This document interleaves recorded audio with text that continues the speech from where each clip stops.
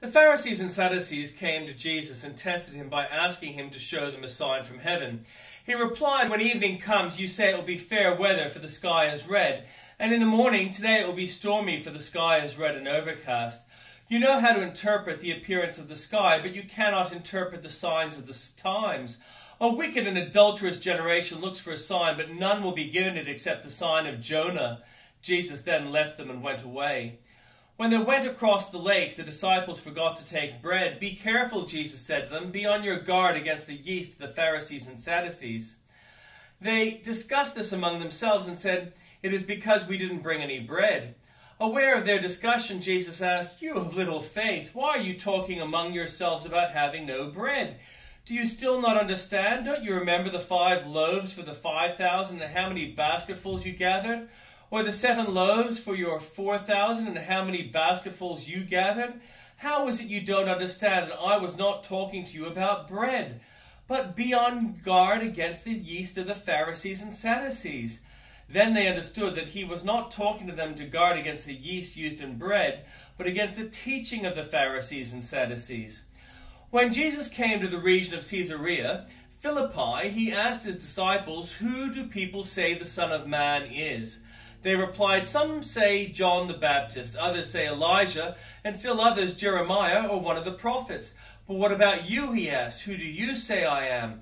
Simon answered, "You are the Messiah, the Son of the living God."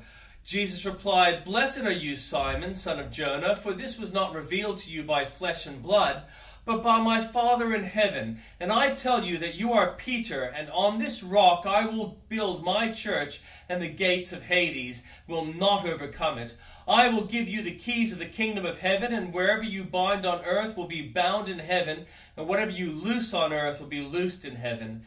Then he ordered his disciples not to tell anyone that he was the Messiah. From that time on, Jesus began to explain to his disciples that he must go to Jerusalem and suffer many things at the hands of the elders, the chief priests, and the teachers of the law, and that he must be killed and on the 3rd day be raised to life. Peter took him aside and began to rebuke him. "Never, Lord," he said, "this shall not happen to you." Jesus turned and said to Peter, "Get behind me, Satan. You are a stumbling block to me. You do not have in mind the concerns of God, but merely human concerns."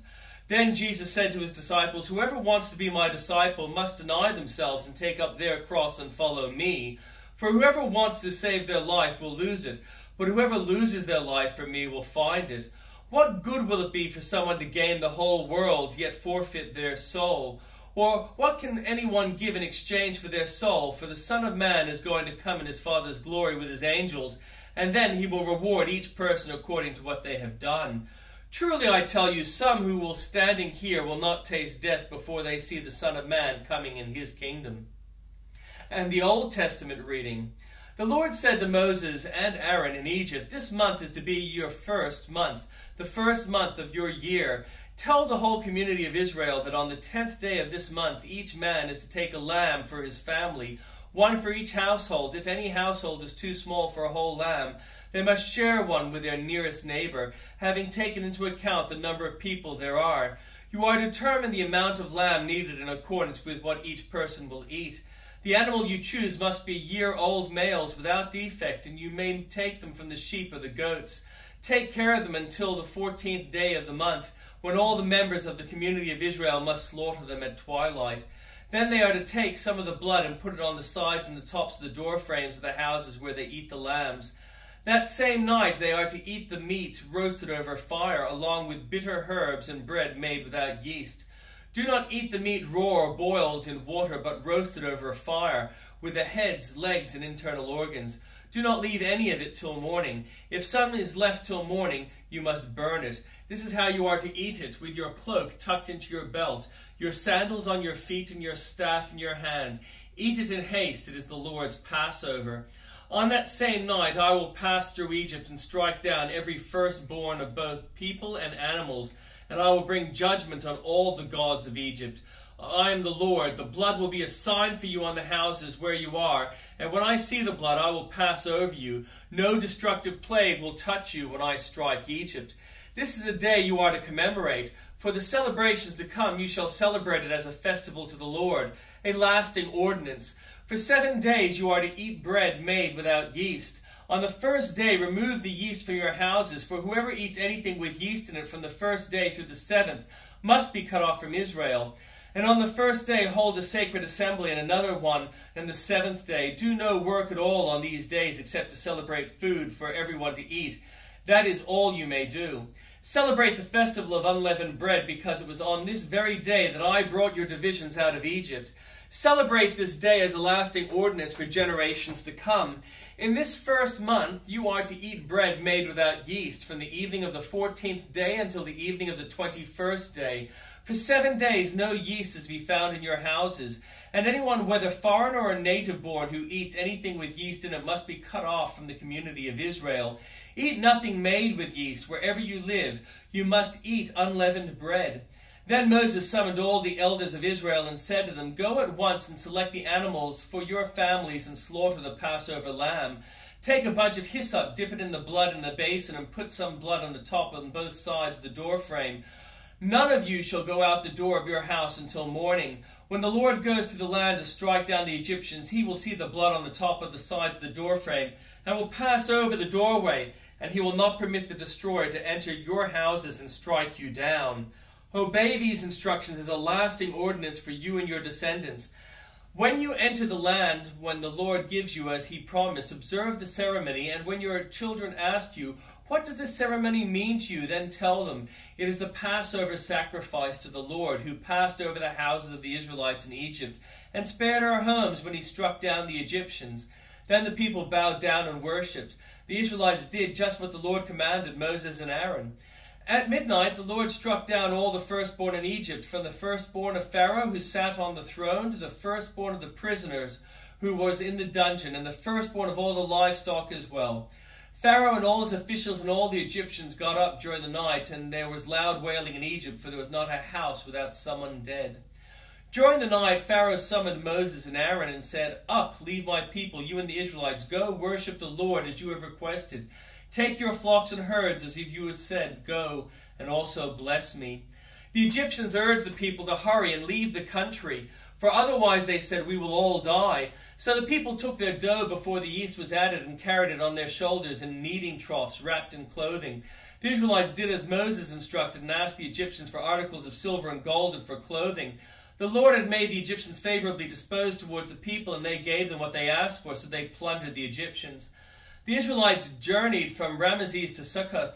There were about 600,000 men on foot, besides women and children. Many other people went up with them, and also large droves of livestock, both flocks and herds. With the dough the Israelites had brought them from Egypt, they baked loaves of unleavened bread. The dough was without yeast because they had been driven out of Egypt and did not have time to prepare food for themselves. Now the length of time the Israelite people lived in Egypt was 430 years. At the end of 430 years, to the very day all the Lord's divisions left Egypt, because the Lord kept vigil that night to bring them out of Egypt, on the night all the Israelites are to keep vigil to honor the Lord for the generations to come. The Lord said to Moses and Aaron, These are the regulations for the Passover meal. No foreigner may eat it. Any slave you have brought may eat it after you have circumcised him, but a temporary resident or a hired worker may not eat it. It must be eaten inside the house. Take none of the meat outside the house. Do not break any of the bones. The whole community of Israel must celebrate it. A foreigner residing among you who wants to celebrate the Lord's Passover must have all the males in his household circumcised. Then he may take part like one born in the land. No uncircumcised male may eat it. The same law applies both to the native born and to the foreigner residing among you. All the Israelites did just what the Lord had commanded Moses and Aaron, and on that very day the Lord brought the Israelites out of Egypt by their divisions. The Lord said to Moses, Consecrate to me every firstborn male. The first offspring of every womb among the Israelites belongs to me, whether human or animal. Then Moses said to the people, Commemorate this day, the day you came out of Egypt, out of the land of slavery, because the Lord brought you out of it with a mighty hand. Eat nothing containing yeast. Today in the land of Aviv you are leaving. When the Lord brings you into the land of the Canaanites, Hittites, Amorites, Hivites, and Jebusites, the land he swore to your ancestors to give you, a land flowing with milk and honey, you are to observe this ceremony in this month. For 7 days eat bread made without yeast, and on the 7th day hold a festival to the Lord. Eat unleavened bread during those 7 days. Nothing with yeast in it is to be seen among you, nor shall any yeast be seen anywhere within our borders. On that day tell your son, I do this because of what the Lord did for me when I came out of Egypt. This observance will be for you like a sign on your hand and a reminder on your forehead that this law of the Lord is beyond your lips. For the Lord brought you out of Egypt with his mighty hand. You must keep this ordinance at the appointed time, year after year. After the Lord brings you into the land of the Canaanites and gives it to you, as he promised on oath to you and your ancestors, you are to give over to the Lord the first offspring of every womb. All the firstborn males of your livestock belong to the Lord. Redeem with a lamb every firstborn donkey, but if you do not redeem it, break its neck. Redeem every firstborn among your sons. In the days to come, when your son asks you, what does this mean? Say to him, with a mighty hand the Lord brought us out of Egypt, out of the land of slavery. When Pharaoh stubbornly refused to let us go, the Lord killed the firstborn of both people and animals in Egypt. This is why I sacrifice to the Lord the first male offspring of every womb and redeem each of my firstborn sons. And it will be like a sign on your hand and a symbol in your forehead that the Lord brought us out of Egypt with his mighty hand. When Pharaoh let the people go, God did not lead them on the road, though the Philistine country that was shorter. For God said, if they face a war, they might change their minds and return to Egypt. So God led the people around by the desert road toward the Red Sea. The Israelites went up out of Egypt ready for battle. Moses took bones of Joseph with him because Joseph had made the Israelites swear an oath. He said, God will surely come to your aid, and then you must carry my bones up with you from this place. After leaving Succoth, they camped at Etham in the edge of the desert. By day the Lord went ahead of them in a pillar of cloud to guide them on their way by night, and a pillar of fire to give them light, so that they could travel by day or night. Neither the pillar of cloud by day nor the pillar by fire by night left its place in front of the people.